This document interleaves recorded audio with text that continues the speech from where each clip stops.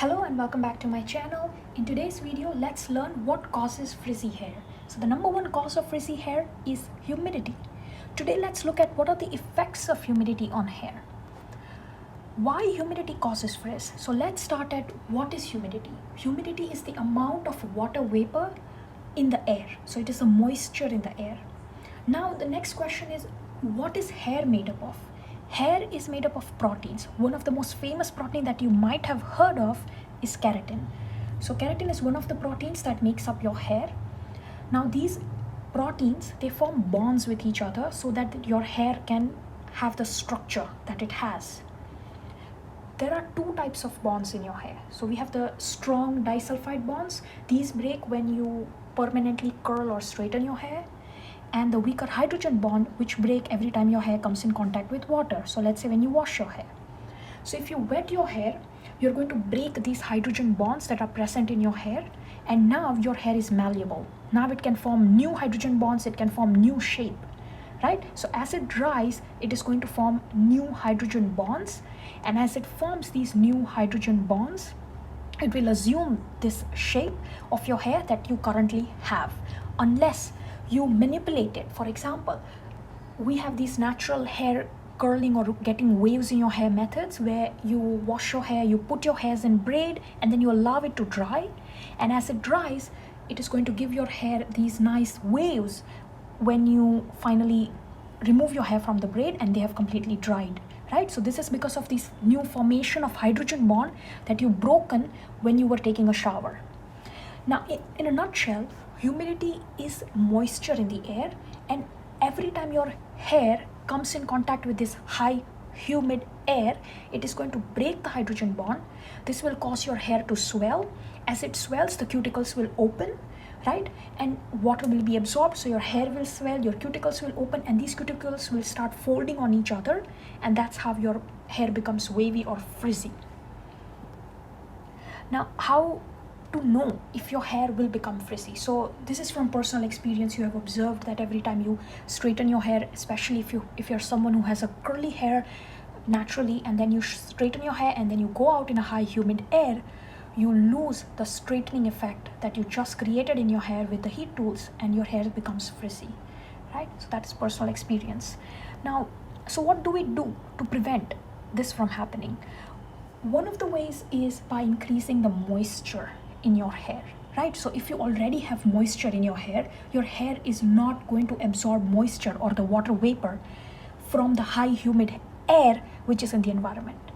So how do we do that? You can do that with deep conditioning treatments in your hair care routines. You can also do them with leave-in conditioners, and leave-in conditioners are one of the fastest way that you can prevent frizzy hair. So leave-in conditioners are going to change the interaction between your hairs, so they reduce the static electricity, they reduce this swelling of cuticle and the water getting inside by coating them, and your hairs won't bend on each other and create this frizz if you have leave-in conditioner in your hair.